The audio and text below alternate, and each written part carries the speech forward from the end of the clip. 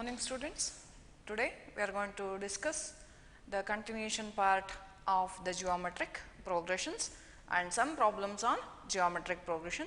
Afterwards we switch on to geometric mean, right? So problem is, show that the ratio of sum of the first n terms of the GP to sum of the terms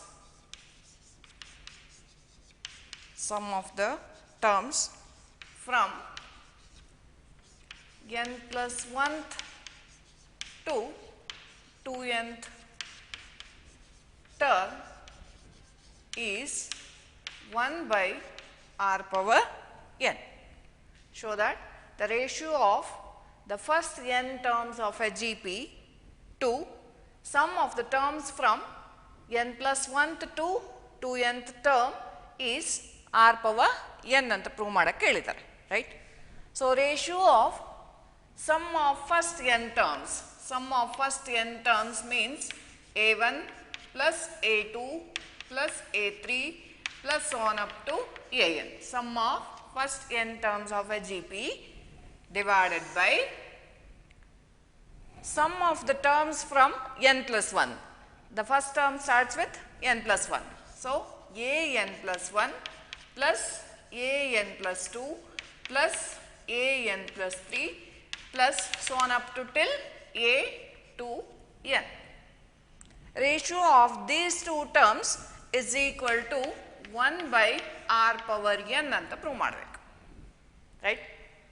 So sum of first n terms of a GP divided by sum of the terms from n plus 1th to 2nth term is 1 by r power n. So we know that the first term of a GP is a, second term of a GP ar, third term of a GP ar square plus so on up to nth term of a GP ar power n minus 1. Then divided by an plus 1, n plus 1th term of a GP ar power n plus ar power n plus 1 plus ar power n plus 2 plus on up to ar power 2n minus 1, right? So n ಜಾಗಕ್ಕೆ 2n ಅನ್ನು substitute ಮಾಡಿ ar power 2n minus 1. I want to prove this result is equal to 1 by r power n. So ಇಲ್ಲಿ ಏನು ಮಾಡಿ a plus ar square plus on up to ar power n minus 1 as it is divided by, take out r power n as common factor here. So r power n ಅನ್ನು common ತೆಗಿತಾ ಇದ್ದೀನಿ. r power n ಅನ್ನು common ತೆಗೆದ್ರೆ ಉಳಿಯೋದು ಇಲ್ಲಿ a, ಇಲ್ಲಿ r power n ನ common ತೆಗೆದ್ರೆ r power 1 ಉಳಿಯುತ್ತೆ, a ಇಂಟು r ಪ್ಲಸ್ ಇಲ್ಲಿ r ಪವರ್ n ಪ್ಲಸ್ 2 ಅನ್ನು r power n into r square ಅಂತ ಬರೀರಿ. r ಪವರ್ n ಕಾಮನ್ ಬಂದರೆ a ಇಂಟು r ಸ್ಕ್ವೇರ್ ಉಳಿಯುತ್ತೆ ಪ್ಲಸ್ ಆನ್ ಅಪ್ ಟು ಈ r ಪವರ್ 2n ಮೈನಸ್ 1 ಇದೆಯಲ್ಲ ಅದನ್ನು r power 2n into r power minus 1 ಅಂತ ಬರಿಬೋದು, ರೈಟ್? ಸಾರಿ, r power n plus n minus 1 ಅಂತ ಬರಿಬೋದಾ? ಸಾರಿ, r power n plus n minus 1 ಅಂತ ಬರಿಬೋದು. ಇದನ್ನು r power n into r power n minus 1 ಅಂತ ಬರಿಬೋದು. So r power 2n minus 1 can be return as r power n into r power n minus 1. So this can be return as a r power n ಹೊರಗಡೆ common ಬರುತ್ತೆ, ಉಳಿಯೋದು n minus 1 ಉಳಿಯುತ್ತೆ, right? See the numerator and denominator. All the terms are one and the same. They get cancels. So we remain with 1 by r power n. Hence the solution. ಅರ್ಥ ಆಯ್ತಾ? So ratio of sum of first n terms of a GP to sum of the terms from n plus 1 to 2nth term is 1 by r power n.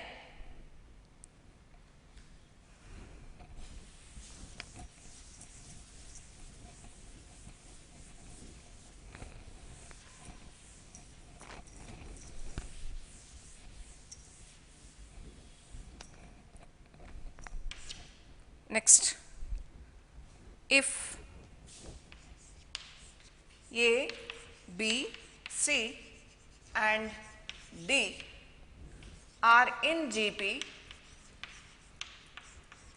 show that A square plus B square plus C square into B square plus C square plus D square is equal to AB plus BC plus CD whole square.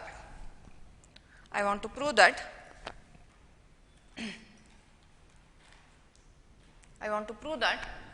if A, B, C, D are in GP, then show that A square plus B square plus C square into B square plus C square plus D square is equal to AB plus BC plus CD whole square. Idanna prove ಮಾಡಿ ತೋರಿಸಬೇಕು.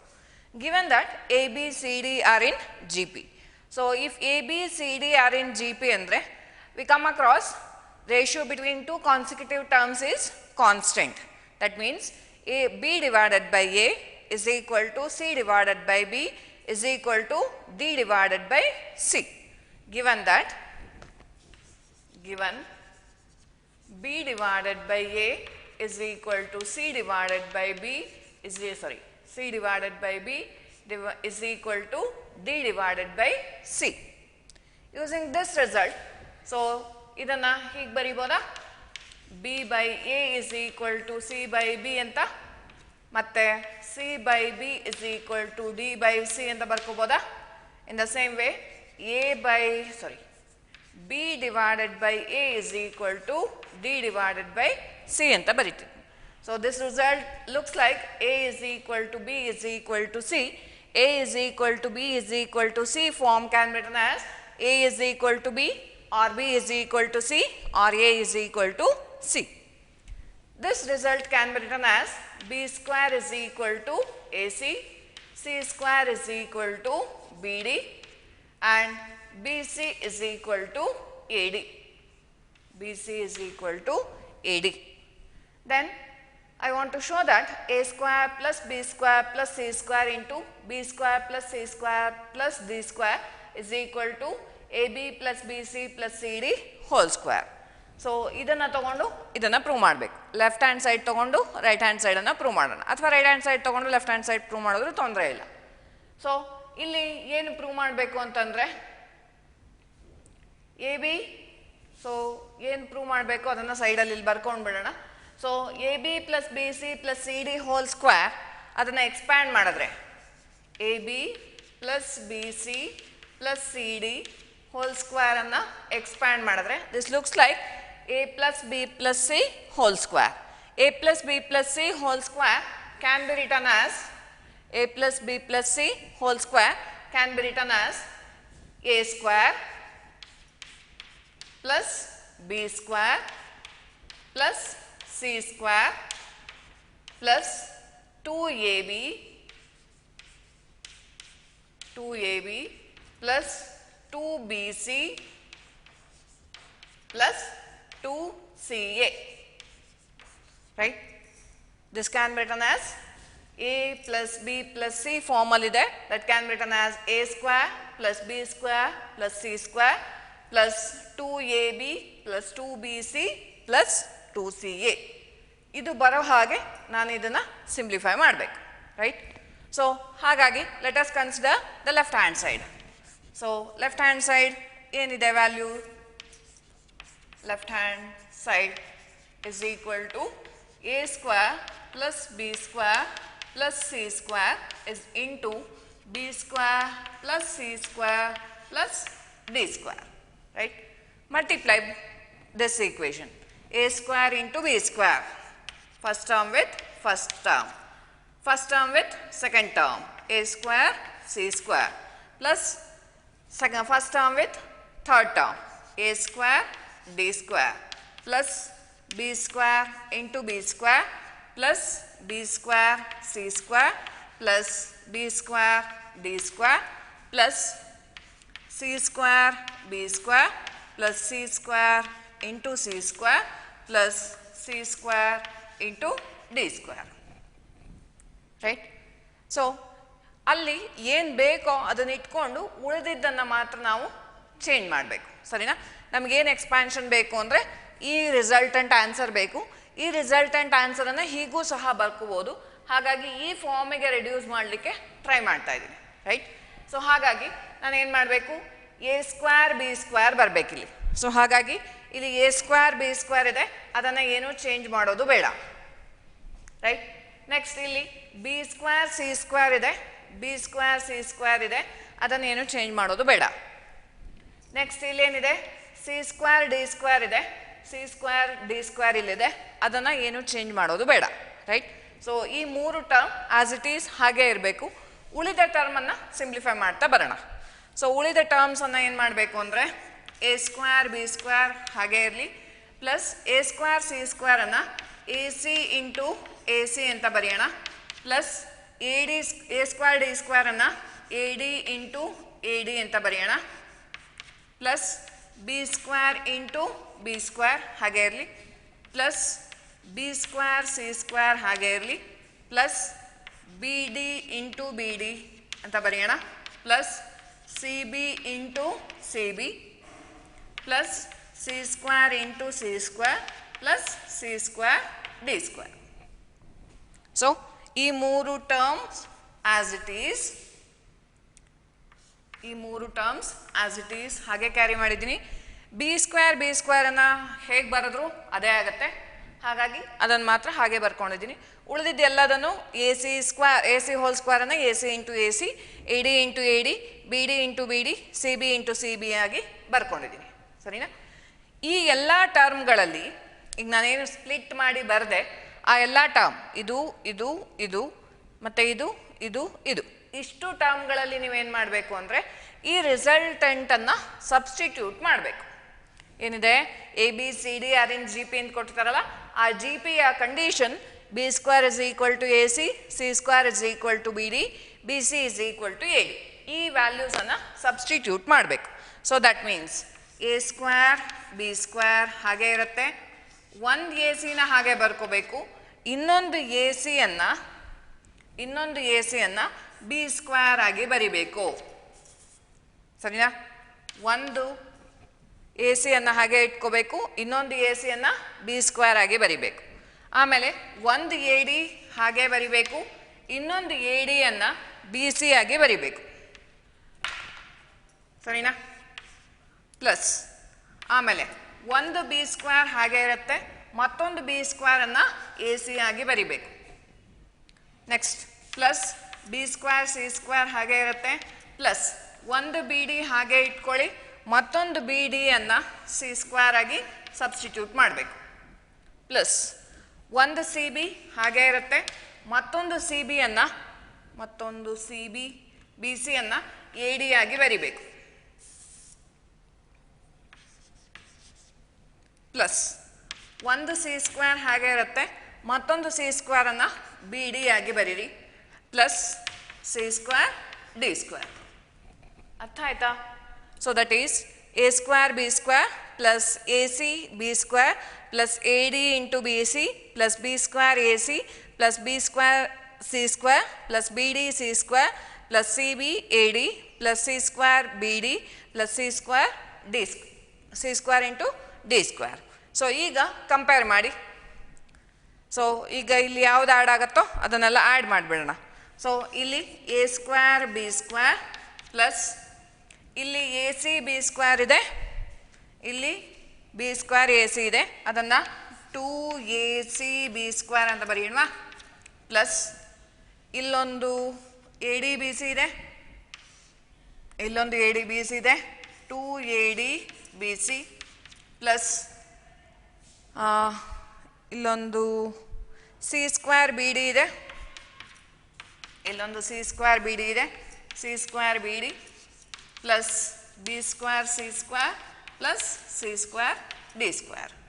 So compare this equation with this. ಈ ಬಂದಿರೋ ಈಕ್ವೇಷನನ್ನು ಇದ್ರ ಜೊತೆ compare ಮಾಡಿ. So ನೋಡಿ, A square B square ಇದೆ, B square C square ಇದೆ, ಸಿ ಸ್ಕ್ವೇರ್ ಡಿ ಸ್ಕ್ವೇರ್ ಇದೆ, 2ab ಬಿ ಸಿ ಅಂದರೆ 2a B square C 2a b square c 2bc cd ಇದೆ 2bc square d 2bc square d ಸಾರಿ ಇದು 2 times ಇದೆ 2bc square d ಇಲ್ಲಿ ಬಂದಿದೆ then plus 2abcd 2abcd ಇದೆ so this equation ಬಂದಿರೋ equation ಅನ್ನು ಏನಂತ ಬರೀಬೋದು ನಾನು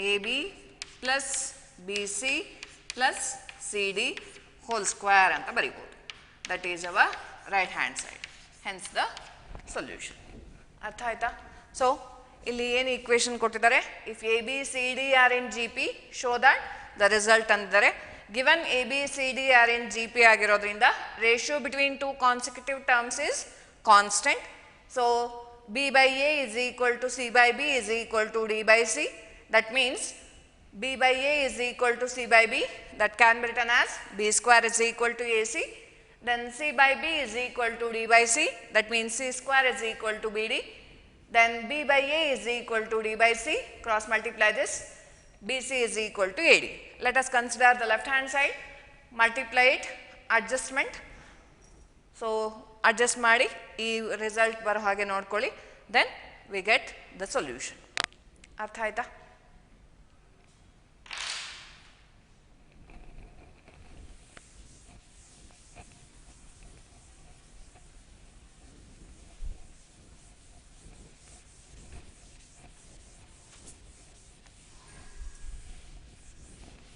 Next, let us switch on to the topic geometric mean.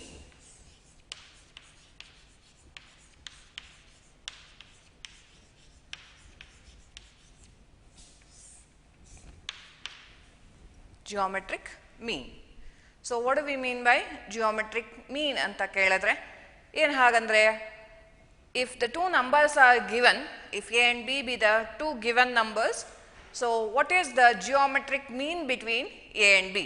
a ಮತ್ತೆ b ಮಧ್ಯೆ ಯಾವ ನಂಬರ್ ಎಕ್ಸಿಸ್ಟ್ ಆಗುತ್ತೆ such that a that number b forms a geometric progression. So geometric mean between a and b. Geometric mean between a and b is root ab. Geometric mean between a and b is root ab. Where root ab lies? Where root ab lies ಅಂತ ಕೇಳಿದ್ರೆ so a ಮತ್ತೆ b ಮಧ್ಯದಲ್ಲಿ ಇರುತ್ತೆ between. So that means a root ab and root ab and b forms geometric progression. So ಇದನ್ನೇ a b c ನಲ್ಲಿ ಹೇಳಿದ್ರೆ if a b c are in gp ಅಂತ ಹೇಳಿದ್ರೆ what we can write ratio between two consecutive terms is constant. Ratio between two consecutive terms is constant. That means b divided by a is equal to c divided by b. So cross multiply this b square is equal to ac. So b is equal to root ac. Therefore, so geometric mean between a and c is root ac. Geometric mean between a and c is root ac. That value will be b, right? Adra value ಏನಾಗುತ್ತೆ b ಆಗಿರುತ್ತೆ. So geometric mean between a and c is root ac. Geometric mean between a and b ಅಂತಂದ್ರೆ root ab, right? ಅದೇ geometric mean between x and y ಅಂತ ಕೇಳಿದ್ರೆ, right? Geometric mean between x and y. Geometric mean between x and y is root xy, root of x into y. ಅದೇ ತರ geometric mean between x and z. X and z.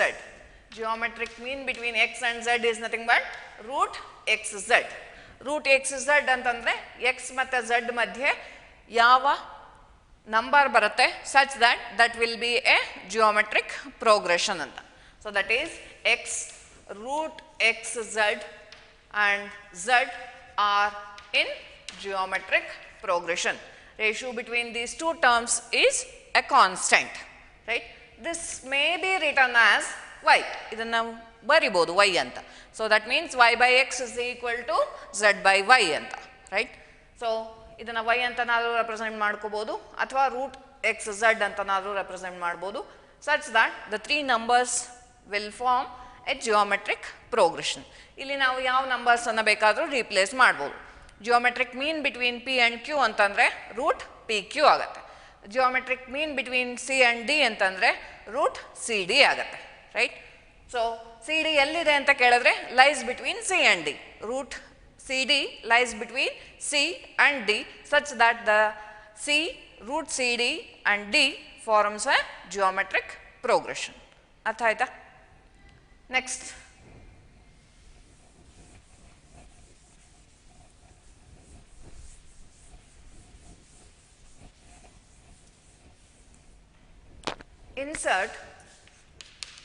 insert n geometric means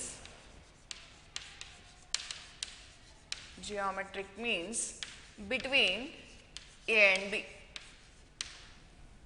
Between A and B, you have to insert n geometric means. So, ನಾವು last ಕ್ಲಾಸಲ್ಲಿ ಹಿಂದಿನ arithmetic ಪ್ರೋಗ್ರೆಷನಲ್ಲಿ ಮಾಡ್ತಾ arithmetic mean ಮಾಡ್ತಾ insert n arithmetic means between A and B ಮಾಡಿದ್ವಿ. Same ಪ್ರೊಸೀಜರ್ನ ಇಲ್ಲಿ carry ಮಾಡಬೇಕು, ಆದರೆ geometric ಪ್ರೋಗ್ರೆಷನ್ನ ಕಂಡೀಷನ್ಸನ್ನು ಇಲ್ಲಿ ಅಪ್ಲೈ ಮಾಡ್ತಾ ಹೋಗಬೇಕು, right? So between the given two numbers, you have to insert n numbers. You have to insert n numbers. A and B be the given two numbers, extreme numbers. ಆ extreme numbers ಮಧ್ಯೆ ನೀವು insert ಮಾಡಬೇಕಾಗಿರೋ ನಂಬರ್ಸನ್ನು calculate ಮಾಡಬೇಕು, right? Let A x1 x2 x3 ಒಂದು ನಿಮಿಷ let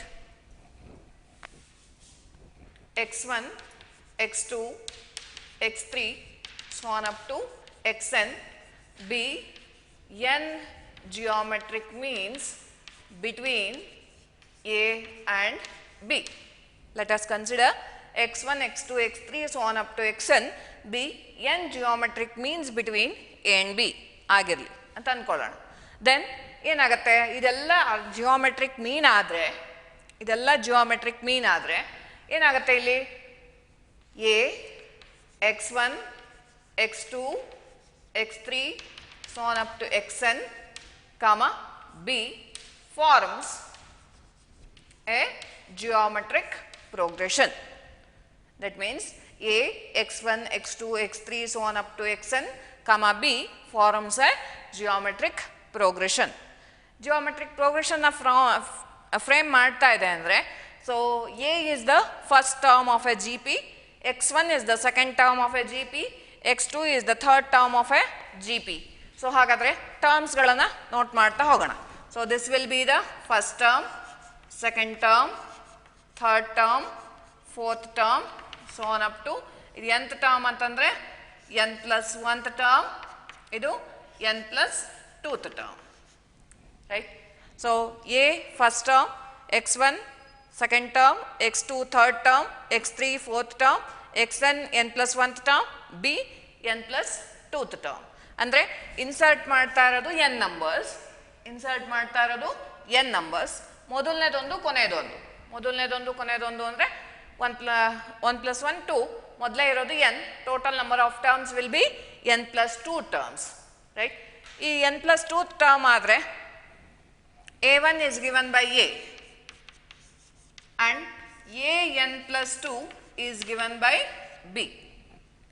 By the geometric progression ಪ್ರಕಾರ, what is the nth term of a GP? Nth term of a GP is AR power n minus 1.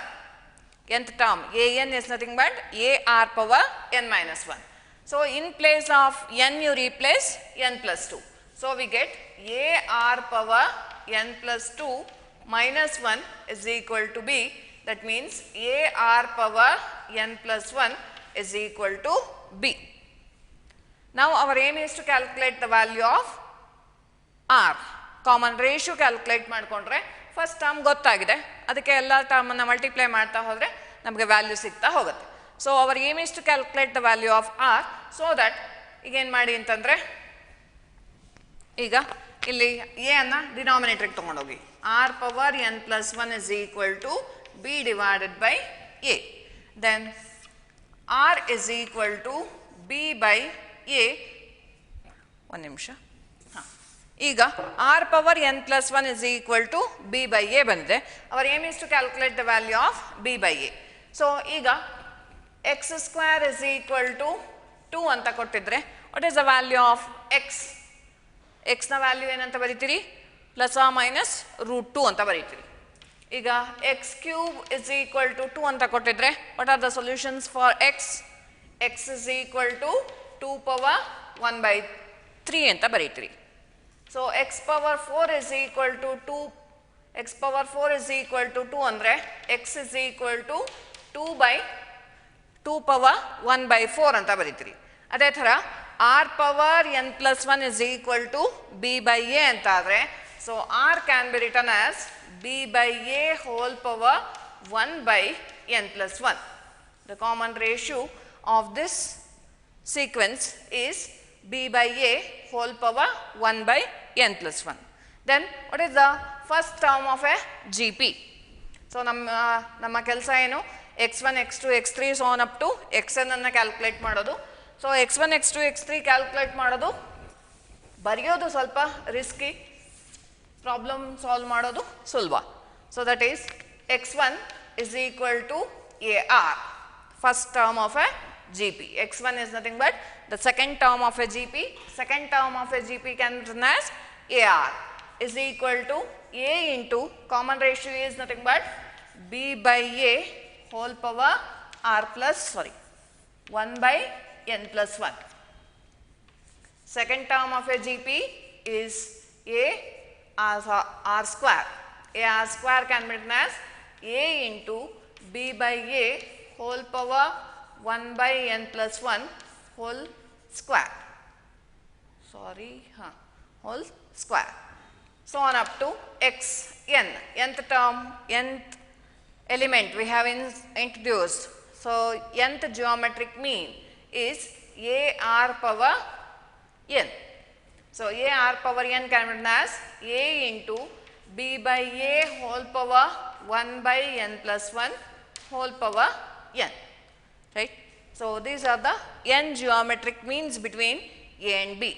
That is x1, x2, x3 so on up to xn. So problem solve ಮಾಡೋದಾದ್ರೆ insert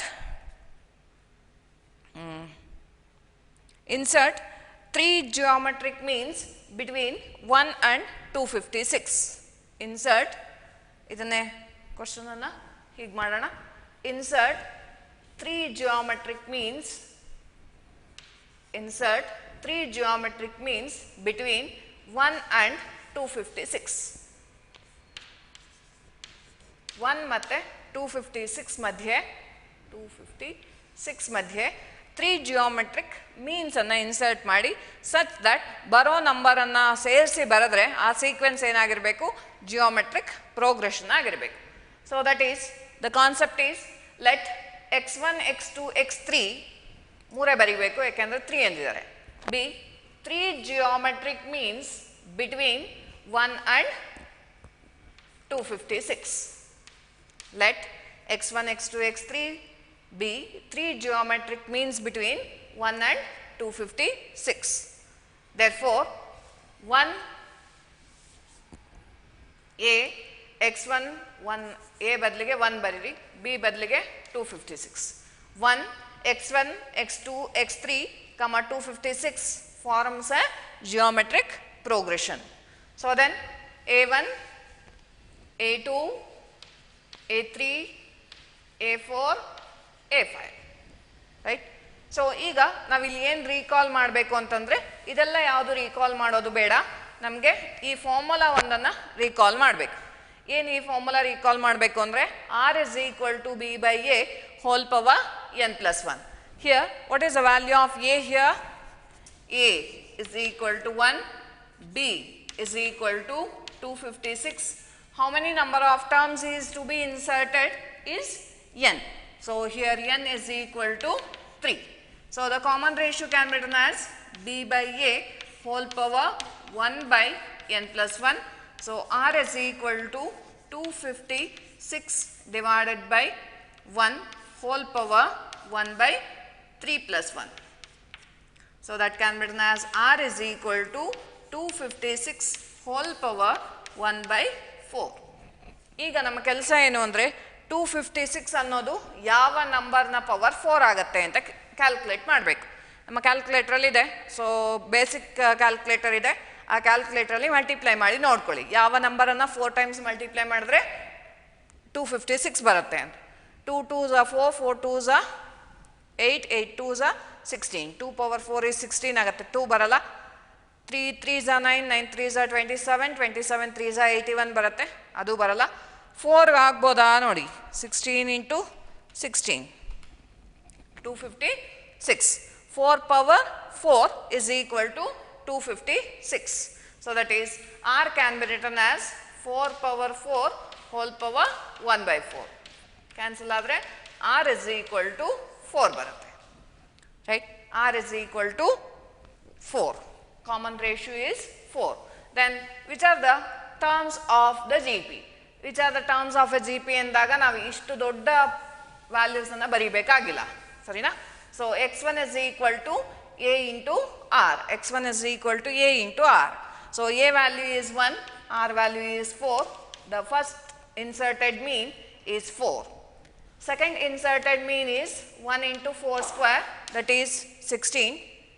And the third term of a GP is AR cube, that is 1 into 4 cube, 16 4s are 64. So third inserted number, that is third geometric mean is 64, such that therefore 1, 4, 16, 64 and 256 forms a GP, forms a geometric progression. ಅರ್ಥ ಆಯ್ತಾ? Insert n geometric means between a and b ಅಂದರೆ first you have to calculate the value of a given, b calculate ಅಂದರೆ ಅಲ್ಲೇ ಕೊಟ್ಟಿರ್ತಾರೆ ಅದನ್ನು ಬರ್ಕೋಬೇಕು. n number of terms is to be inserted ಅದನ್ನು ಮೊದಲು ಬರ್ಕೊಳ್ಳಿ. ಈ ಮೂರನ್ನು ಬರ್ಕೊಂಡು ಫಾರ್ಮುಲಾ ರೀಕಾಲ್ ಮಾಡಬೇಕು. ಸೊ ಇದನ್ನು ಬಾಯಲ್ಲಿ ಮಾಡಲಿಕ್ಕೂ ಬರುತ್ತೆ, ಆದರೆ procedure important. So b by a whole power 1 by n plus 1 ನಮ್ಮ ಹತ್ರ ಸಿಂಪಲ್ ಕ್ಯಾಲ್ಕುಲೇಟರ್ ಇರುತ್ತೆ. ಸೊ ಬಾಯಲ್ಲಿ ಮಾಡಿ ಸಿಂಪ್ಲಿಫೈ ಮಾಡೋದು CET ಪ್ರೊಸೀಜರ್. ಸೊ ಇಲ್ಲಿ ನಾವು ಥಿಯರಿ ಬರೀಬೇಕಾದ್ರೆ ನಾವು ಪ್ರೊಸೀಜರ್ಸನ್ನು ಫುಲ್ ಫಾಲೋ ಮಾಡಲೇಬೇಕು. ಹಾಗಾಗಿ b by a whole power 1 by n plus 1 ಅದನ್ನು ಬರೀಬೇಕು. ಆಮೇಲೆ ವ್ಯಾಲ್ಯೂ ಸಬ್ಸ್ಟಿಟ್ಯೂಟ್ ಮಾಡಿ r ವ್ಯಾಲ್ಯೂ ಕ್ಯಾಲ್ಕುಲೇಟ್ ಮಾಡಿ ಮತ್ತೆ ಫಾರ್ಮುಲಾನ ಎಕ್ಸ್ಪೆಕ್ಟ್ ಮಾಡಲ್ಲ, ಯಾಕೆಂದರೆ ಒನ್ಸ್ ಇಲ್ಲಿ ಬರೆದಿರ್ತೀರಿ, ಹಾಗಾಗಿ ಮತ್ತೆ ಫಾರ್ಮುಲಾ ಎಕ್ಸ್ಪೆಕ್ಟ್ ಮಾಡಲ್ಲ. ಸೊ x1 AR ಸಬ್ಸ್ಟಿಟ್ಯೂಟ್ ಮಾಡಿ x1 x2 x3 ಎಷ್ಟು ಬೇಕೋ ಅಷ್ಟನ್ನು ಕ್ಯಾಲ್ಕುಲೇಟ್ ಮಾಡ್ಕೊಳ್ಳಿ. ಅರ್ಥ ಆಯ್ತಾ? Next problem. insert two numbers between 3 and 81. Insert two geometric means between 3 and 81. 3 ಮತ್ತು 81 ಮಧ್ಯೆ ಎರಡು ಜಿಯೋಮೆಟ್ರಿಕ್ ಮೀನನ್ನು ಇನ್ಸರ್ಟ್ ಮಾಡಿ ಅಂತ ಹೇಳ್ತಿದ್ದಾರೆ. So that is let x1 and x2 B two geometric means between 3 and 81. ಇದನ್ನು ಆ್ಯಕ್ಚುಲಿ ಬಾಯಲ್ಲೇ ಹೇಳ್ಬೋದು. 3 ಮತ್ತು 81ರ ಮಧ್ಯೆ ಯಾವ ನಂಬರ್ ಇದೆ ಅಂತ ಕೇಳಿದ್ರೆ 3 3 9, 9 3 27. So 9 and 27 are the two numbers required. But we have to carry the procedure, right? Procedure ಏನು ಬರೀಬೇಕು ಅಂದರೆ let x1 and x2 be two geometric means between 3 and 81 such that 3 x1 x2 81 forms a GP. Then here a is equal to 3, b is equal to 81 and n is number of geometric means is to be inserted is 2. So substitute into the formula. Substitute into the formula. So r is equal to 81 divided by 3 whole power 1 by n andre 2 plus 1. So r is equal to 81 by 3 is 27 whole power 1 by 3. So r is equal to 27 anna 3 cube anta bariboda. 3 cube whole power 1 by 3. 3 3 cancel. R is equal to 3. Then I want to calculate the two numbers. X1 is AR and X2 is AR square. A is equal to 3, R is equal to 3, 3 3s are 9. A is equal to 3, R is equal to 3, 9 3s are 27 are the required two geometric means between 1, 3 and 81. 9 and 27 are the required two geometric means between 3 and 81. Artha aita? Next is relation between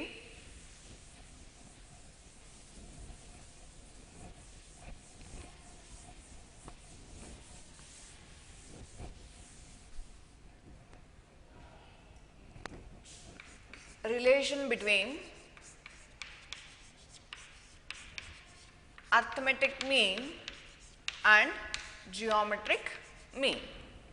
Relation between arithmetic mean and geometric mean. So arithmetic mean ಮತ್ತೆ geometric mean ಮಧ್ಯೆ ಏನು relation exist ಆಗ್ತಾ ಇದೆ, ಹೇಗೆ ಅದನ್ನು ಉಪಯೋಗಿಸಬೇಕು, right? So arithmetic mean ಅಂದರೆ we know that A is equal to arithmetic mean. Let A and B be the two given numbers. Arithmetic mean between A and B is represented as A is equal to A plus B divided by 2. Arithmetic mean between A and B is capital A is equal to A plus B divided by 2. In the same way, geometric mean between A and B is G is equal to root of A into B. Geometric mean between A and B can be written as G is equal to root of A into B. Now I want to create a relation between AM and GM, right? So subtract one by the other. ಒಂದರಲ್ಲಿ ಒಂದನ್ನು ಕಳೆಯೋಣ. So that is A minus G ಮಾಡೋಣ. ಅಂದರೆ call this equation number 1, call this equation number 2. 1 minus 2 ಮಾಡಬೇಕು. So 1 minus 2 ಮಾಡಬೇಕು ಅಂದರೆ A minus G is equal to, so arithmetic mean is A plus B divided by 2 minus geometric mean is root AB.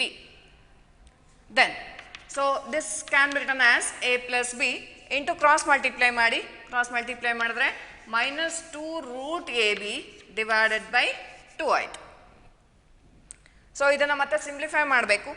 A ಅನ್ನು root A whole square ಅಂತ ಬರ್ಕೊಳ್ಳ, plus B ಅನ್ನು root B whole square ಅಂತ ಬರೀತಿದ್ದೀನಿ, minus 2 root A into root B divided by 2 ಅಂತ ಬರಿಬೋದಾ, right?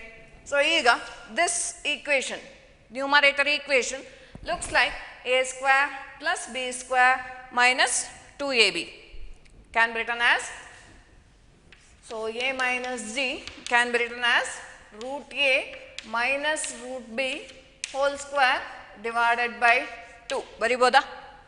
So this looks like a square plus b square minus 2ab can be written as a minus b whole square. That means arithmetic mean minus geometric mean is equal to root of root a minus root b whole square divided by 2. A is a number, ಯಾವುದೋ ಒಂದು positive number, B is also A positive number. A ಅನ್ನೋದು ಒಂದು number ಆಗಿದೆ, B ಅನ್ನೋದು ಒಂದು number ಆಗಿದೆ. Let that may be 10, 12 ಅಥವಾ ಏನಾದರೂ ಬೇರೆ ನಂಬರ್ ತಗೊಳ್ಳಿ, ರೈಟ್? ಆ ಎರಡು ನಂಬರ್ ಪಾಸಿಟಿವ್ ನಂಬರ್ ಆಗಿದೆ. ಆ ಯಾವುದೋ ಒಂದು ನಂಬರನ್ನು ಕನ್ಸಿಡರ್ ಮಾಡಿದ್ದೀವಲ್ಲ, ಸೊ ಆ ನಂಬರ್ನ ರೂಟ್, ಯಾವುದೋ ಒಂದು ನಂಬರ್ನ root is a positive number. minus root of another number is a positive number. Subtraction of two positive number is a positive or negative. ಯಾವ್ದು ಬೇಕಾದರೂ ಆಗ್ಬೋದು, right? So positive number na whole square will be positive. Negative number na whole square is also positive. So positive number divided by 2 is always positive. ಅರ್ಥ ಆಗ್ತಿದೆಯಲ್ಲ? So root a is a positive number, root b is a positive number, subtraction of two positive number may be positive or negative, whatever may be. So that whole square is a positive. Positive number divided by 2 is a positive number. Any positive number can be written as greater than or is equal to 0. That means any positive number a minus g is always greater than or is equal to 0. That means arithmetic progression is always, arithmetic mean is always greater than or is equal to geometric mean. Always greater than, strictly greater than ಆಗುತ್ತೆ. Particular case ಅಲ್ಲಿ if the numbers are same then that will be is equal to, right? So is equal to condition particular ಯಾವುದೋ ಒಂದು ಕೇಸಲ್ಲಿ ಮಾತ್ರ ಬರುತ್ತೆ. So arithmetic mean is always greater than the geometric mean ಆಗಿರುತ್ತೆ. So next ಕ್ಲಾಸಲ್ಲಿ ನಾವು ಇದರ ಮೇಲಿನ ಪ್ರಾಬ್ಲಮ್ಸನ್ನು